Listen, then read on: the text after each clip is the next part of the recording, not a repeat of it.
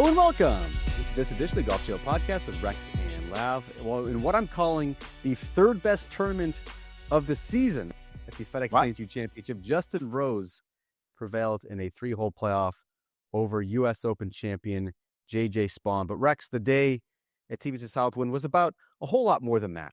Justin Rose's resurgence at the age of 45, Tommy Fleetwood's latest near miss, the race for the top 50. This had a little bit of everything. It really did. Given the two tournaments you have ahead of it, just out of curiosity, I don't even want to turn this into a debate, but I'm curious. The Masters, to me, the Masters, then the U.S. Open, which you'll remember, like roughly 50 guys had a chance to win on the back nine at Oakmont. That was a great tournament. And then I would put the FedEx St. Jude Championship, like everything from the back nine, from the drama, the contenders who were trying to win, the race to the top 50, like the dual leaderboards that NBC had going on. Like, I absolutely loved it. To me, it was the third best tournament of the year. Yeah, I mean, I want to give Justin Rose his roses, for lack of a better way of putting it, simply because that's an amazing performance when you consider this has been probably one of his most inconsistent seasons since he turned pro. And that's been a really, really long time. He just hasn't.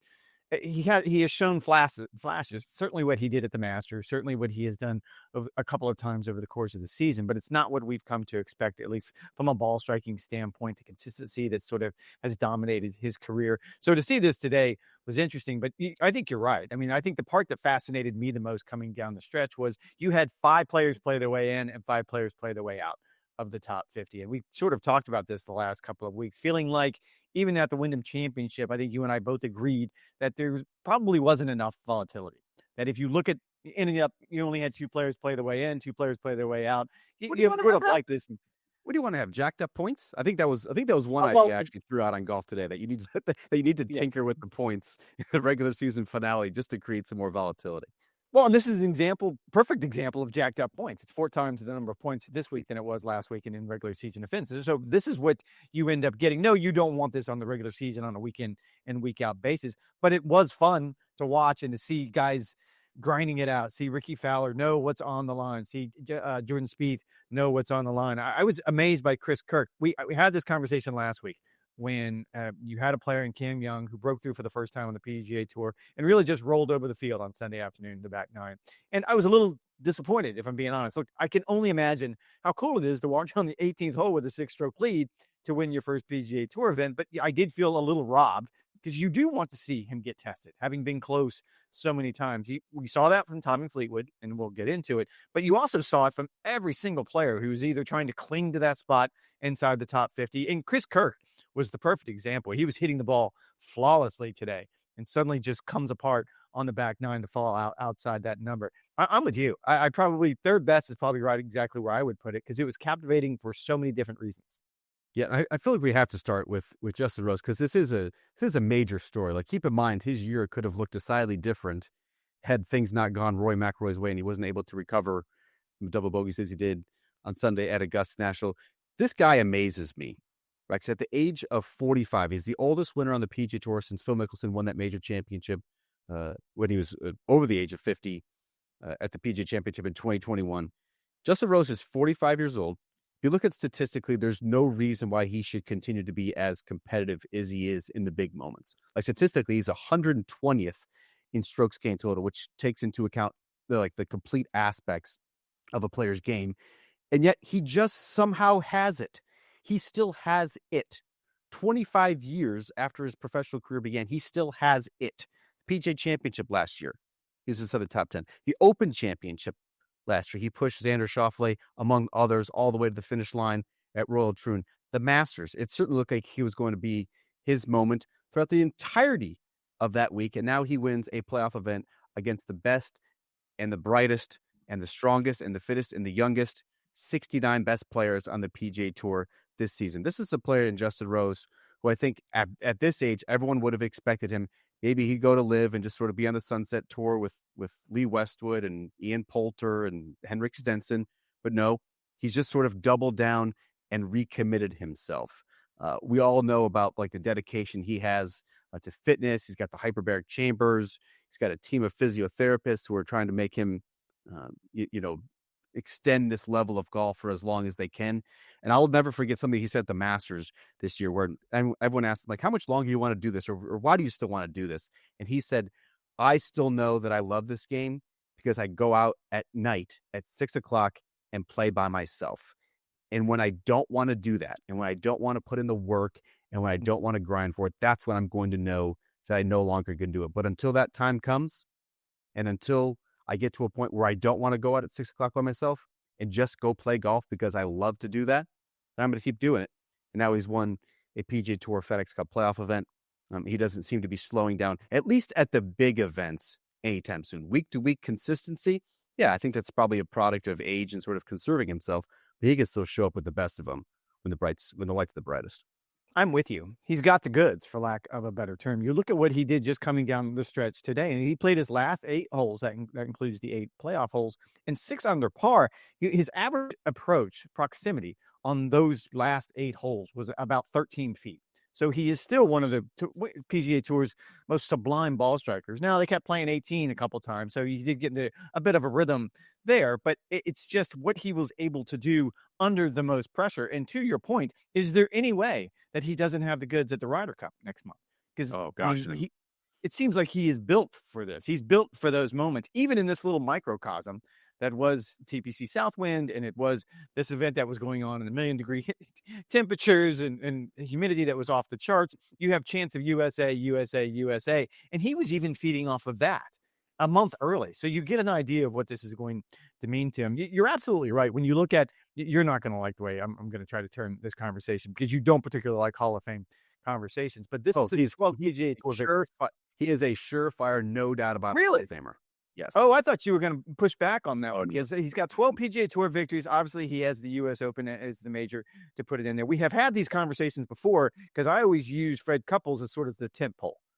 When it comes to, if Fred Couples is in the Hall of Fame, that seems like a good litmus test. Let's say it's the Hall of Fame, golf's Hall of Fame's Mendoza line, for lack of a better term. That's 15 PGA Tour victories. That's a Players' Championship.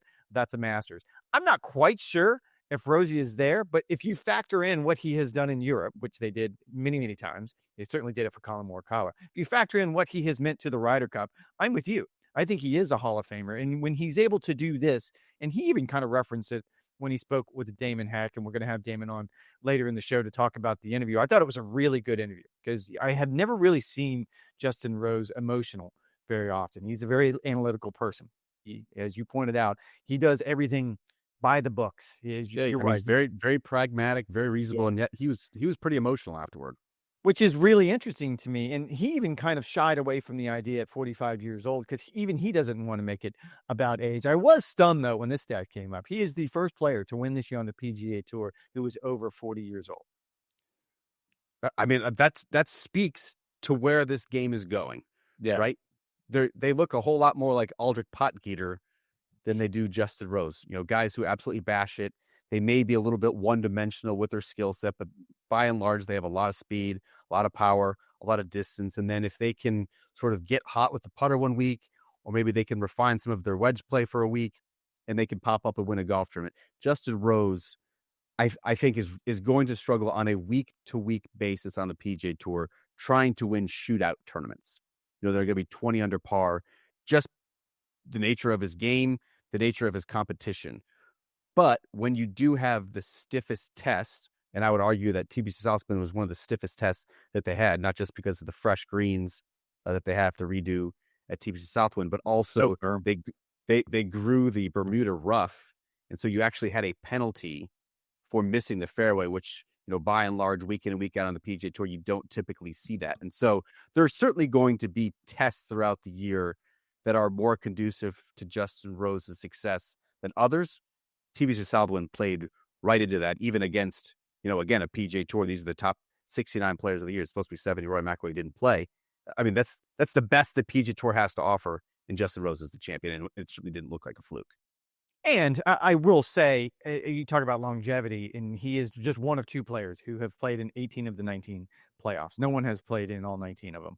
So you get an idea. He has been here since pretty much the beginning. And the idea that he's going against the Potgieters of the world. You're right. Shows that he still not only has the goods, for lack of a better term, but he's also driven. And that's the part I think that he kind of got into with Damon. I'm kind of interested to hear his comments after the round about how this is the thing that gets him motivated. You're right. I don't think he gets motivated week in and week out to play your random PGA Tour event, but this one certainly got him excited. Just to button up your Hall of Fame, he was a Hall of Famer in my opinion before he won in Memphis, and I think the only mystery was going to be who was going to get in first. Was it going to be Justin Rose, or was it going to be some of his peers, who I think all of whom were born within 6 months of each other, with Sergio Garcia and Adam Scott as well. I think all three of those are probably Hall of Famers. To me, Justin Rose was the most likely to get in. You look at the quality of his wins, the caliber, the golf courses that he's winning on, the Olympic medal, the Ryder Cup resume. To me, he's one of the best players of his generation. It's great to see him again playing deep into his 40s as he is, and still very competitive. He's absolutely going to be a thorn in the side of the Americans at Beth Plays Black. That much is to be sure. How about a note, Rex, on J.J. Spaun, who lost in the playoff? And boy, you look at what could have been in the playoff with Roy McIlroy at the Players Championship. Remember that shot on 17 that he thought was perfect, flew right over the flag and said led to a watery, what was that, triple in March at the Players Championship at TPC Sawgrass. Then you look at what happened here, the missed 7-footer on the third playoff hole, lipped out on the first playoff hole. In another universe, and Scotty Scheffler was not born, and there was different results or different outcomes on some of those shots that J.J. Spaun hit. Like, J.J. Spaun very easily could have been the player of the year in 2025. It's an unbelievable story to think of a guy who 56 weeks ago thought about retiring, and that his PGA Tour career was over, and now he's inside the top 5 in the official World Golf ranking. He's already secured a spot on the U.S. Ryder Cup team. He's now a major champion, and he's pushing potentially Hall of Fame players like Justin Rose all the way to the finish line. Outside the top 90 in FedEx Cup points at this point last year. You're right. He was sort of second-guessing his life choices. What am I going to do? Like, this doesn't seem to be working out. And it wasn't even until late in the fall that he was able to secure his playing privileges for this year. And it is interesting to see how that has turned so dramatically for him. And this is a stat that during the height of Tiger Woods' career, I always worked hard to come up with a way to quantify this, because the one thing Tiger Woods seemed to do better than anyone else, well, he did a lot of things better than anyone else, but the one thing that impressed me the most was his ability to understand clutch putting. Like, he didn't make every putt, but he made every putt he needed to. And I'll say the same thing about J.J. Spaun. He doesn't make every putt, but it seems like he is so good when it comes to the moment. You go back to the 72nd green, of course, at the U.S. Open and at Oakmont. He didn't need to make that putt, but it certainly made for a pretty dramatic finish. You look at what he did today at TPC Southwinds.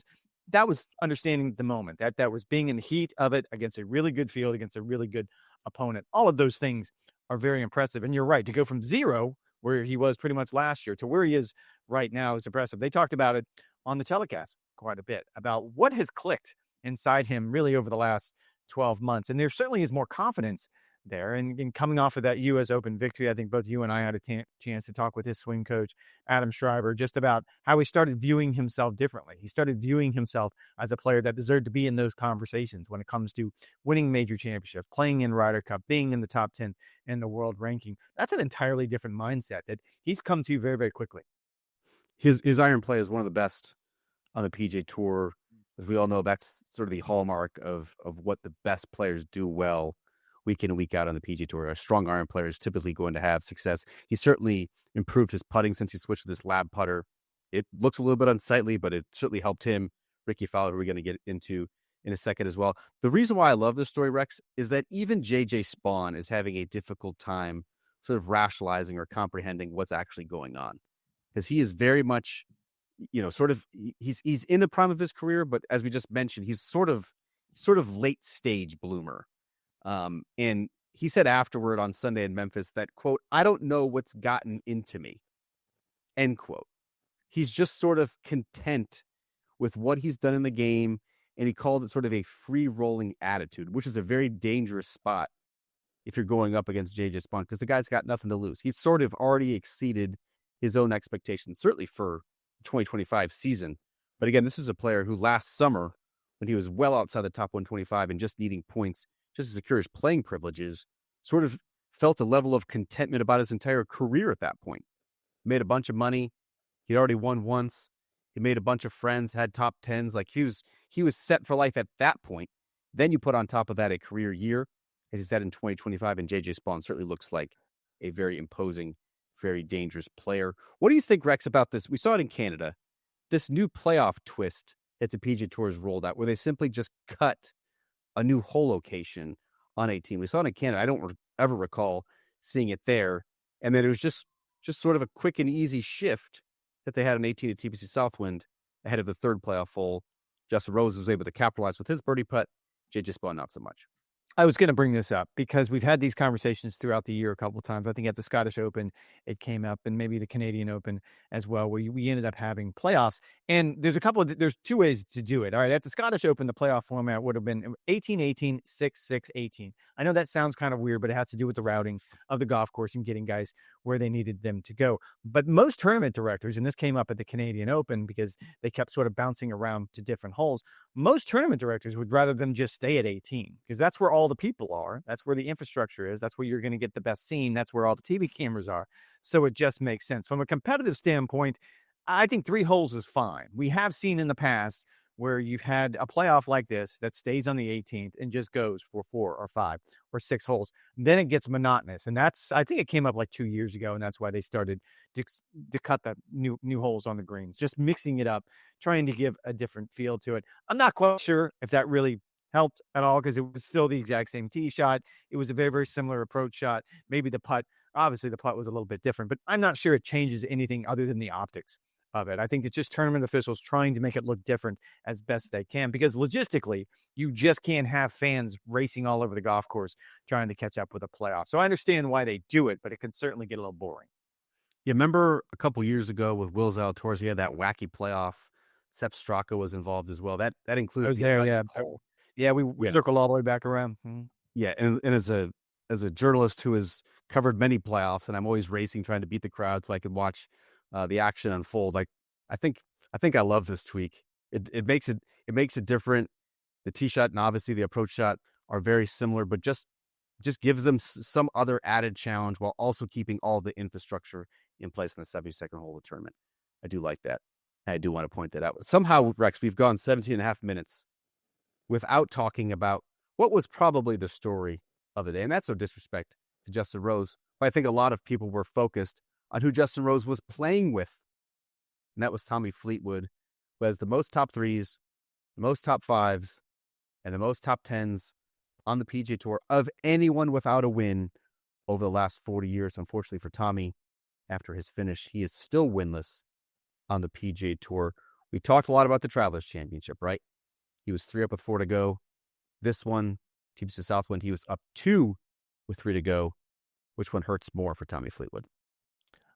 I don't know that either one of them hurt more or less than the others. I think they're just painful for him at this point. They both hurt really bad. And I will say this, it was a similar formula to what we saw at the Travelers Championship, where he kind of gets off to a slow start. He got sort of stuck in neutral, tried to fight his way out of it there towards the end of the round, and then just stumbled. And this is what I was sort of alluding to last week when it comes to Cameron Young.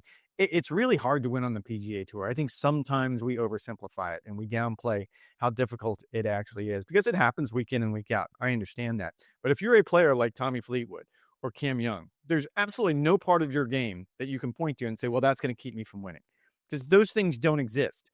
In a perfect world, Tommy Fleetwood can putt with the best of them on the PGA Tour. Certainly his ball striking is as good as anyone not named Scott. So there's not, if you're just going to look at his resume and look at what he does statistically so well, there's not one thing you would point at and say, yep, he's not going to be able to get it done. This is the mental challenges of just trying to get over the hurdle. I think this is what Rory McIlroy was sort of alluding to going into the Masters this year, that he had tried to come up with so many different scenarios in his mind to make the Masters mean something less than it actually was, and he couldn't do it. It wasn't until he probably actually just embraced it. And let's just see if I can do it. Let's see if I can stumble across the finish line and get one done. I tend to agree with a lot of the announcers, because you sort of heard this a lot on Sunday afternoon, that he will get that first PGA Tour victory. Also, it's important to point out, he has 7 wins on the DP World Tour. It's not as though he's not an accomplished player worldwide. But I think that's he also won 5-0 at the Ryder Cup, paired with Molinari. back in Paris. So he is a very accomplished player. I'm not quite sure at the end of his career, if he doesn't get across his finish line, he's going to be destroyed. But certainly there is something there that he's going to have to wrestle with. And you saw it again on this Sunday, just like we saw it on Sunday at the Travelers Championship. But isn't that confusing? Because last week with Cameron Young breaking through for the first time at the Wyndham Championship, he had 7 runner-up finishes. That was the most on the PGA Tour since they began keeping those statistics in 1983. But Cam Young had played well in those final round performances, and he had just gotten beat. Like, his final round scoring average was 67.5. Like, the dude was lighting it up. It just wasn't his time. I know not all runner-up finishes are created equal. Tommy Fleetwood's, though, is different. His final round performances, he's never gone out and had one really stolen from him. Like, I think back to the U.S. Open, shot 63, but Brooks Koepka wasn't going to surrender that one, not at that time with Brooks Koepka. That was the closest, in my opinion, that Tommy Fleetwood has gotten. But he had, he didn't play particularly well in Canada when Nick Taylor dropped that bomb on him in the playoff. That wasn't not necessarily a great final round performance. Certainly what happened at the Travelers Championship at TPC River Highlands just a couple of months ago was not a great finish. And this, I don't think, was anything that he'd be particularly proud about either, the way that he played. It was very so-so for the first 11 holes. He was leading the field in greens and regulation and driving accuracy over the first 3 days. And all of a sudden he was missing left with that little mini driver that he had wielded so successfully. He was still very much in the mix, and then he got hot in the middle of the round. Birdies 12, birdies 13, makes a great 2-putt par on 14. Then birdies 15. All of a sudden, it is his golf tournament. He has a lot of confidence. And then I still don't quite know. We're recording this a couple hours after the final round ended. I still don't quite know, Rex, what went wrong, because he's in the driver's seat in the middle of 16 fairway, a very easy par 5, the easiest hole on the golf course, hits what appears to be a decent approach shot into the par 5, but just sort of skitters long. What happened with that third shot and not leaving himself a realistic shot to make birdie, to me, was the biggest error. Instead, just bones it over the green on the other side and actually does well just to escape with a par. 17, he's in the fairway. I think he said he had mud on his ball for his approach shot. Another very poor pitch shot. And then all of a sudden hits the worst putt of his entire week, where he was up and out of it from 8 feet almost immediately. I commend him for talking. We're going to have Damon Hack on here shortly, and I want to ask him about that interview. But this one really has to hurt. I think this one, he's going to be searching for, like, what did I do wrong? Or what could I have done better to correct for next time? Because it doesn't seem immediately clear for me. I mean, he's standing in the middle of 16 fairway, the tournament's in his grasp, then all of a sudden it's gone. I think any sports psychologist will tell you, Bob Rotella, will tell you that in those situations, just look for whatever your tendencies are. And you just went over at least the most recent 2, finishes that you're going to point at and say, yes, something went wrong there. And the tendency is, normally, being such a good ball striker, it doesn't, nerves, wanting something too much, feeling the pressure of the moment, whatever it is you want to call it, doesn't necessarily manifest itself in a full shot. Normally, it's just something small. It's a chip shot, it's a putt, something along those lines. That's just sort of the general idea when you look at sports psychology. I think that specific, you could argue, coming down the stretch is what got to him, because the up and downs, the putts that he had been sinking pretty much all week long. And look, even Saturday was a grind for him. It's not as though he was in full sail during that third round either. And he was able to convert those little delicate shots under the pressure. Coming down the stretch on Sunday, he wasn't able to do it. And if you look at his tendencies, that's what he doesn't do more times than often, certainly on the PGA Tour, that he hasn't been able to get it done. And part of this might be, maybe you just don't get the bounce when you need it. Maybe you didn't have that part of your game when you need it the most. But to your point, I would tend to agree with you. We made the comments last week about Cameron Young, who's 7 runner-up finishes. By and large, you can point to most of those, maybe not all of them, but most of those, and say that he got beat. Someone else just played better. And that happens on Sunday on the PGA Tour almost all the time. The other half of this is, you could probably make an argument for Tommy Fleetwood and all of those near misses that he has, and he lost. And that's a different conversation. It's a different narrative. And I think you're right. That's what Tommy's going to have to come to grips with. And it's only going to get harder.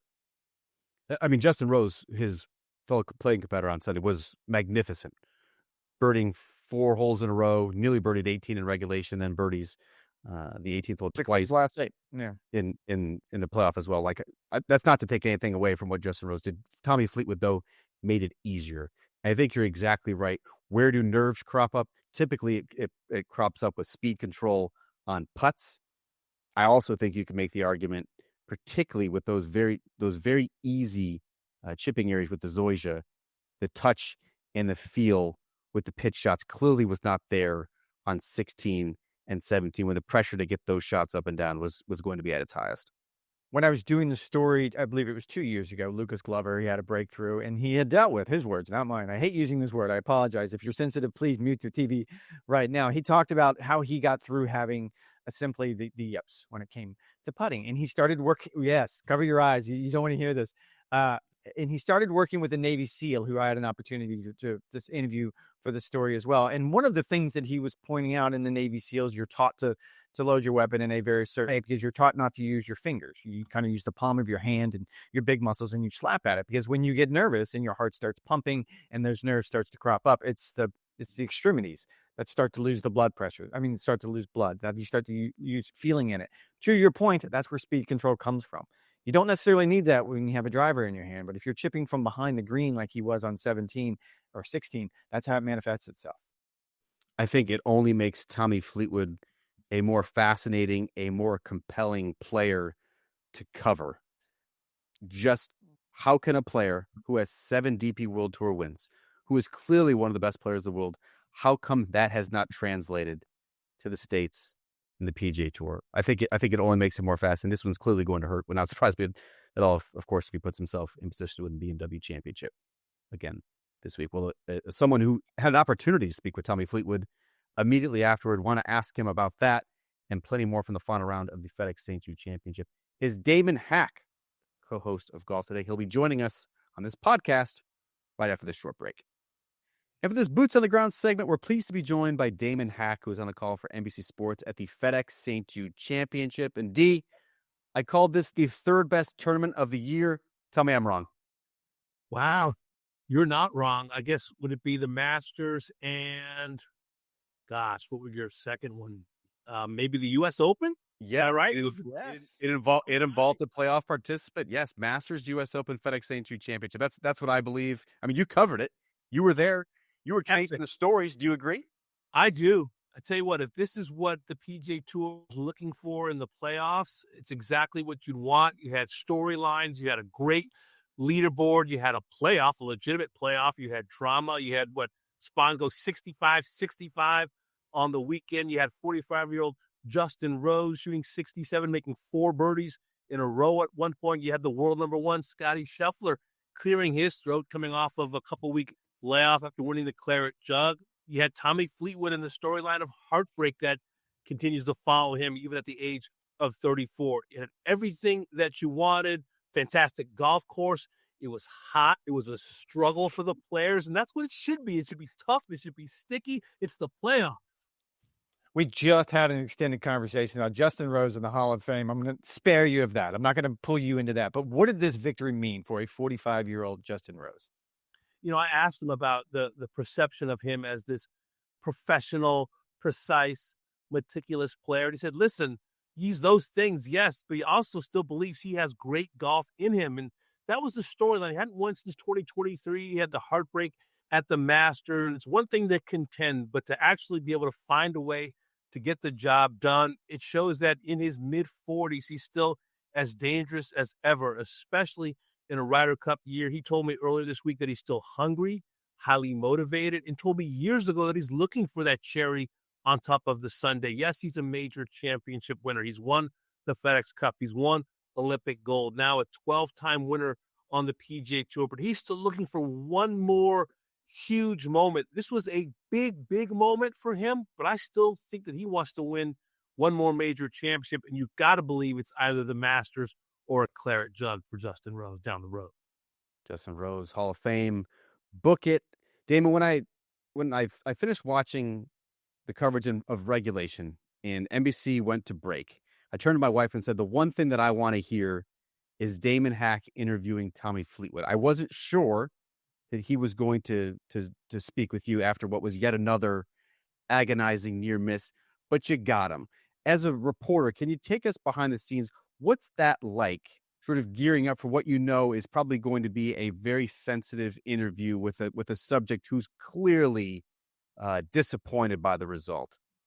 Yeah, it's a great question, and it is always sensitive when you interview someone who's had their dreams dashed, especially Tommy, who had the heartbreak at Travelers and who had 6 runner-up finishes, 42 top 10 finishes before this week in Memphis. And thankfully, I've interviewed Tommy a lot through the years, know him a little bit as reporters know players. Don't know him well, but I've interviewed him a lot through the years, and had interviewed him a lot, this past week in Memphis, after his great play on Thursday and Friday. He was happy to see me. I was happy to see him. You try to, be gentle with your questions. And I was, especially on Sunday, knowing the storyline. Everybody on property knew the storyline. Like producer Tommy Roy said, we have to ask for Tommy. I was comfortable asking for him. I was very grateful that he wanted to talk. Didn't have to. If he turned me down, I wouldn't have thought any less of him, even as a reporter, though I want to talk to the players in victory and in defeat. And so I tried to be sensitive and still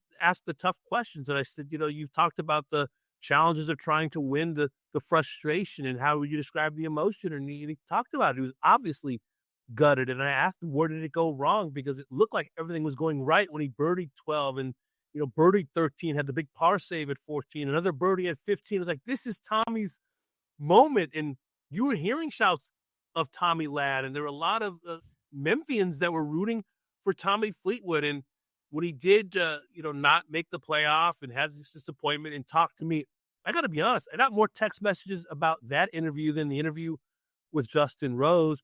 People connect to disappointment. We love the victory stories, but I tell you what, the public wants to hear from players and teams and athletes when they struggle. It makes them more human. And everyone that sent me a text message was like, man, I love this guy. I can't wait for the moment when he does win. I think it humanizes the players. I mean, you guys grow up and remember the old this ABC, thrill of victory and the agony of defeat. I mean, we grew up with that kind of etched into our minds. And as sports fans and as journalists, we want to hear not just from the victor, but also from those who are gutted. And Tommy, gratefully, and I think showing much class, spent a lot of time with me and answered 2 questions and was very long-winded. You could tell that he was heartbroken, but I really appreciated him taking the time to chat with me. I love that point, Damon, because we talked a lot earlier in the year. Colin Morikawa, of course, at Bay Hill after he ended up losing there, didn't want to speak with the media. And I'm with you. I totally understand it. Or if you want to take 15 or 20 minutes as a cooling off period, I understand that. They don't have an obligation to speak to us. But when they do end up with these great storylines, and I would argue that one of the best interviews I've ever sat in was Phil Mickelson when he blew it at Winged Foot, just because of the emotion and the honesty that came out of him after speaking with Tommy. Where do you think he is in his mind about what he needs to do to break through? Yeah, he said he's going to spend a lot of time, Rex, thinking about that very question because he was close. Again, it was in his control. It used to look like that on the back nine, especially after he birdied 3 out of 4 holes, had the good par save. It looked like the lid had come off. He kind of struggled, he said, on the front 9, didn't really have anything going. So it's going to be time for him to reflect. I love what he said earlier in the week. He said, I'd rather have been in contention and lost than never have been in contention at all. He's going to have to lean on that sentiment. He's going to have to lean on it, cling to it, believe that for him to get out of what has obviously been just a tough stretch. He's playing so well. He's 3rd in scoring average behind only Scotty and Rory. He played great golf this week. Didn't birdie 16, made the bogey on 17. There are a few things that are happening down the stretch that he has to tighten up, whether he's not playing, in the normal pre-shot routine. We saw him kind of, at the Travelers take a lot of time, a little indecision with his caddy. Maybe that's something he has to work on. Didn't really make any glaring mistakes. Sometimes someone else is going to make the mistake. He has to continue to put himself there. I agree with that. And maybe at some point it'll be somebody else making the bogey and he makes the par or the miraculous birdie. But I think he has to lean on his optimism, lean on the fact that he knows he's playing great golf right now, and lean on the fact that he has to believe that one day the chips will fall in his favor. Damon, I was filling your seat last week on Golf Today alongside Eamon Lynch, and all week I was spreading the gospel of the FedEx St. Jude Championship and why, in my opinion, it's one of the very best tournaments on the entire PGA Tour schedule, because you don't just have the tournament that was won by Justin Rose. You also have the tournament within the tournament, try to get inside the top 50 in FedEx Cup points, get into the signature events in 2026. As a reporter, as a journalist, how are you sort of balancing all of the competing storylines that were unfolding Sunday at TPC Southwind? Yeah, really trying to pay attention to both the top of the leaderboard and that all-important 50 bubble. We kind of came on the air. Jordan Spieth was a huge story. Where would he end up? Would this be the last time we see him unless he wants to play in the fall to try to improve his standing? Rickie Fowler, we almost interviewed Rickie, but when he was finishing his round, it was like right in the heat of the moment where you had Scheffler and Rose and Spaun and Fleetwood all kind of jousting for the top spot on the leaderboard. So that was the story we were paying attention to. It does add tension and gravitas to this event. It's the playoffs. I like the shortened field. I always felt like everybody can't make the playoffs. In other sports, teams make the playoffs, teams miss the playoffs. So I'm glad, even as the PGA Tour, part of its charge is to create playing opportunities. The playoffs in sports historically have been sacrosanct. They're hard to make. It sucks when you miss out on the playoffs. And I love the fact that it's a little bit tighter, a little more tension at the Wyndham, more tension in Memphis. And that storyline to make it in the top 50, to be able to set your schedule and be in those signature events was, if not top of mind, the leaderboard and who's going to win was top of mind. But that 50 number was on all of our minds for all of Sunday. And it was an embarrassment of riches. It just wasn't the top 50. It just wasn't the top of the leaderboard. You did a walk and talk with Andrew Novak on Saturday that I thought was fascinating, because you asked him about the Ryder Cup and how that is on his mind. And he said exactly what you would expect him to say. I'm not thinking about that. I'm just trying to play well. Do you believe that? Because every player is going to say the same thing. They're all going to pretend like it doesn't exist. But you don't believe that, do you? Oh, they can't help it. Wherever they turn, it's everywhere. They're even hearing chants of USA, USA throughout the weekend. It was funny with Andrew, who I saw before he hit his tee shot. He kind of gave me a nod, like acknowledging that we were about to do this walk and talk. It's Saturday afternoon, big time event, FedEx Cup playoffs, and then he hits his tee shot to the right into the rough. And before the interview started, he said, "Man, I thought if I agreed to do this walk and talk that I'd have the golf gods and the karma in my direction, and I'd easily hit the fairway." And of course, he ends up missing that fairway to the right. But these guys, it takes so much to play for. They can't avoid the conversation about this bubble and that bubble, FedEx Cup bubbles and Ryder Cup bubbles. And he said, "Listen, I'm just trying to win this golf tournament. If I win this golf tournament, all that talk about Ryder Cup this and impressing Keegan Bradley that will take care of itself." But it's fascinating. It's in the air. Everybody feels it. Everybody senses it. It's a lot of stress. And that's what you want during this time of the year. You want storylines, and you want the golfers having to either rise to the occasion or perhaps being overwhelmed by these big moments. I got to ask you, Damien, because one of the big storylines heading into the FedEx St. Jude Championship was which American player was going to sort of establish himself as a guy that Keegan Bradley couldn't possibly leave off the roster. I'm not sure if we necessarily had that answer, but you did have a Cameron Young, the top 5 finish. You did have Andrew Novak, Patrick Cantlay, Ben Griffin, all finished inside the top 10 of an event that was pitting the very best 69 players of the PGA Tour season against each other. Whose stock do you think most improved with their performance at TPC Southwind that Keegan Bradley had to have taken notice of? I think it's Cameron Young coming off the win at the Wyndham and continuing to play great golf. And to hear the guys on the broadcast talking about how his putter has come to life. When you've got the likes of Brad Faxon and Kevin Kisner, 2 great putters, talking about how well that Cameron is rolling the rocks, how can you not take the New Yorker who won as an amateur the Met Open? He shot a course record at the time of 64 before Brooks Koepka broke it in the PGA Championship. He's big, he's strong, hits the ball a long way. He is playing his best golf right now, which is what you want, an old heat index, which we had the old Billy Horschel rule back in the day. That's why you have these moments late in the season so that Keegan Bradley can say, "I want that guy," because he's confident, he's playing well, hits the ball a mile, and the putter for Cameron Young is looking very, very strong. So I think he's a no-brainer. He's got the demeanor, doesn't show much, knows the golf course well. I think Cameron Young, even not winning this week, continue to play well. I think his stock is very, very high. And I think Keegan Bradley will take great notice of that.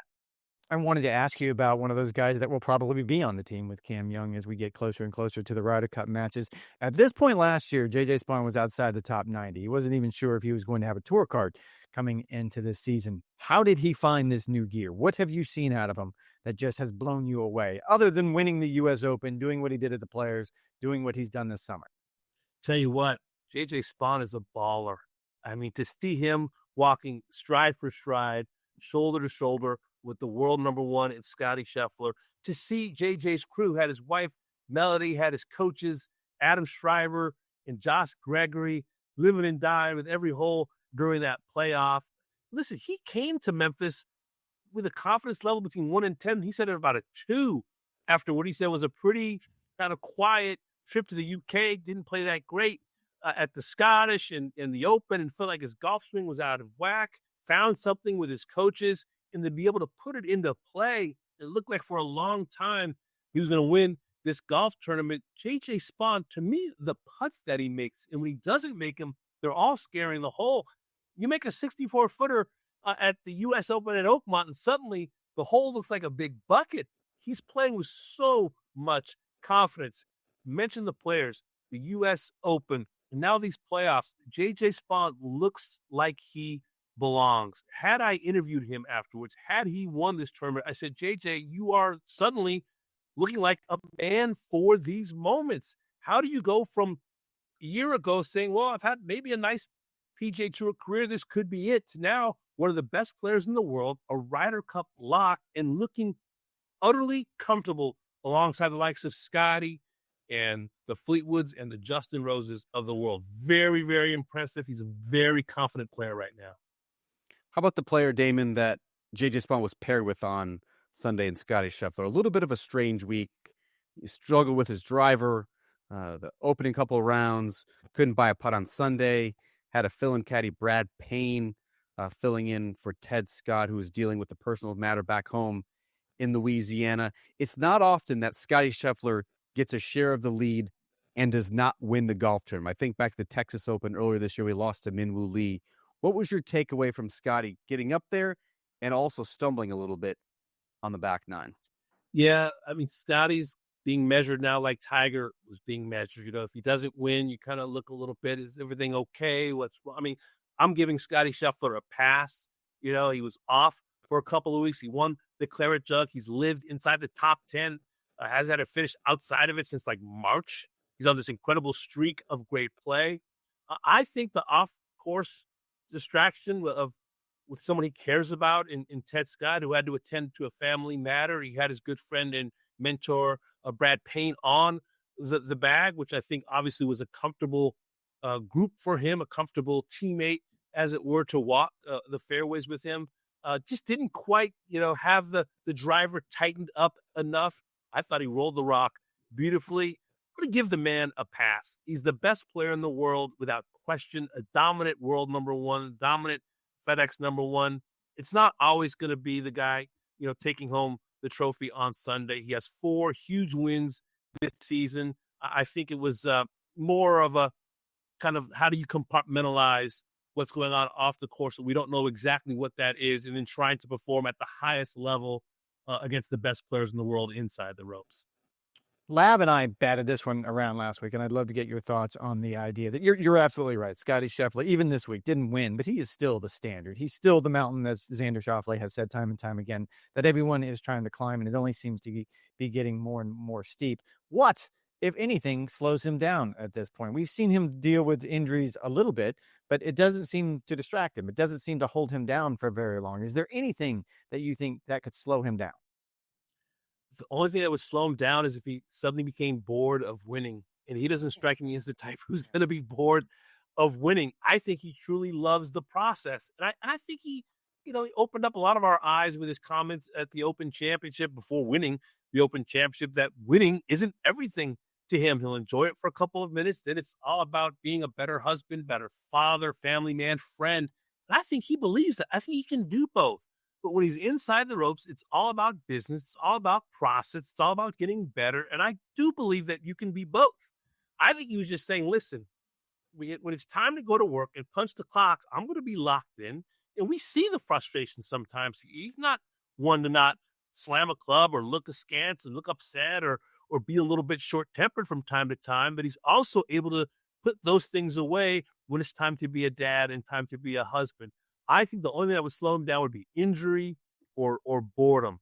But this is someone who, it's remarkable how he could have such a big win at the Open Championship, take a couple of weeks off, come to Memphis, and just slowly build. You could see the build day by day. One shot better, another shot better, the putter a little better. The driver was just a little bit off this week, and you can't play from the rough at TPC Southwind. It's something the players said all week long.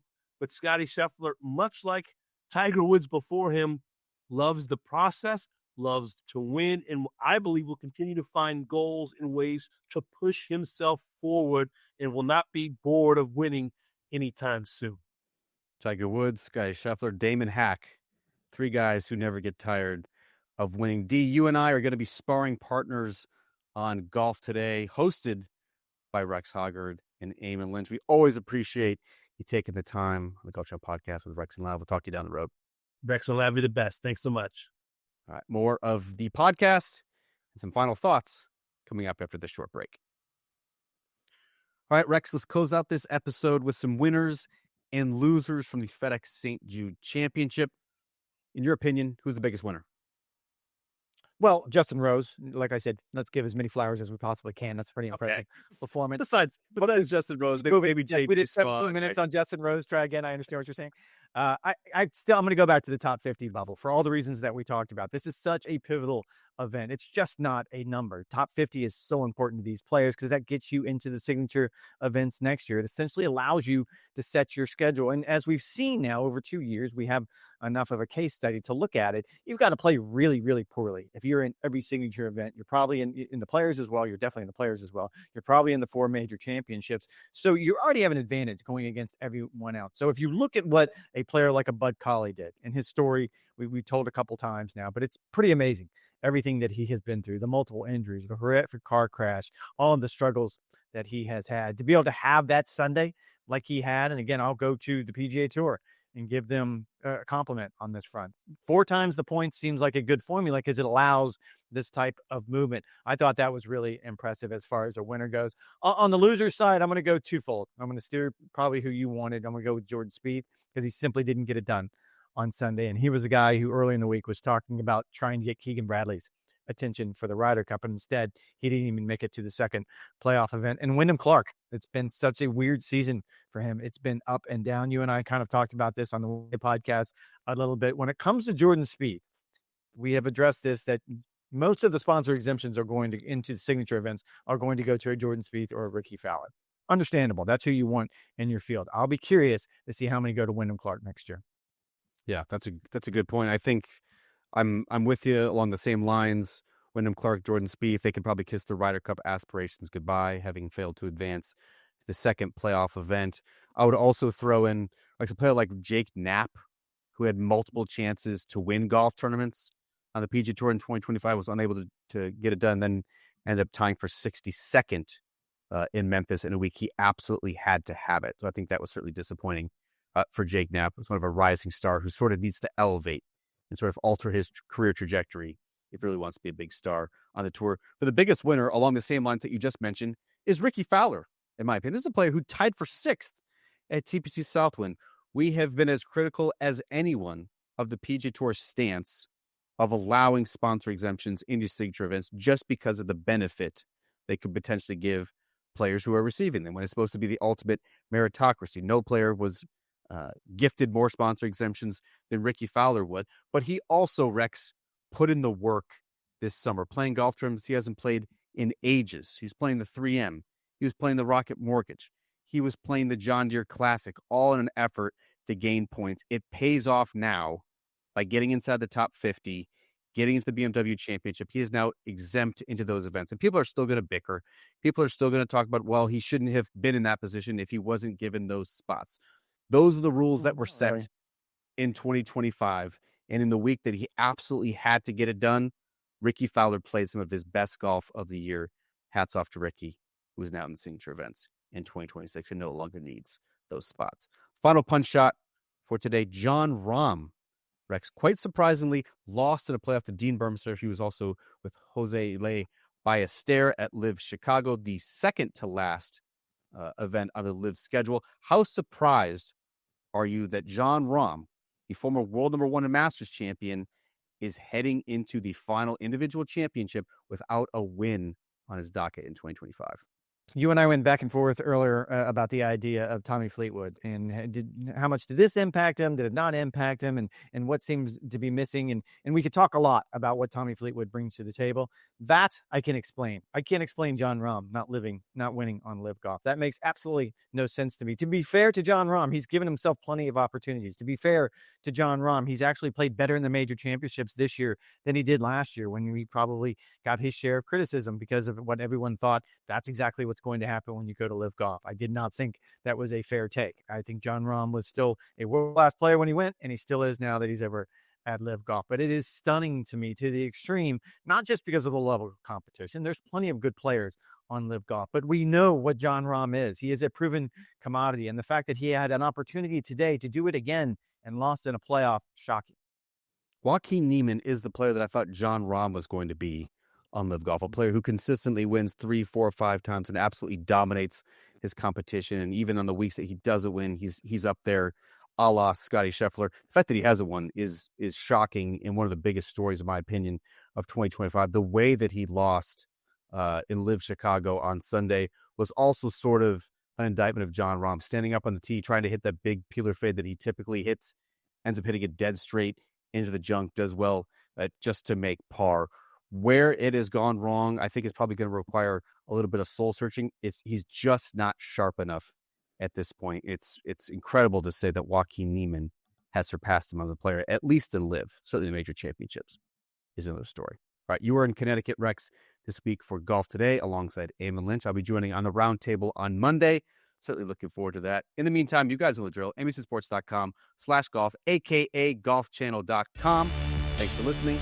Thanks for the support. We'll talk to you guys on Wednesday afternoon.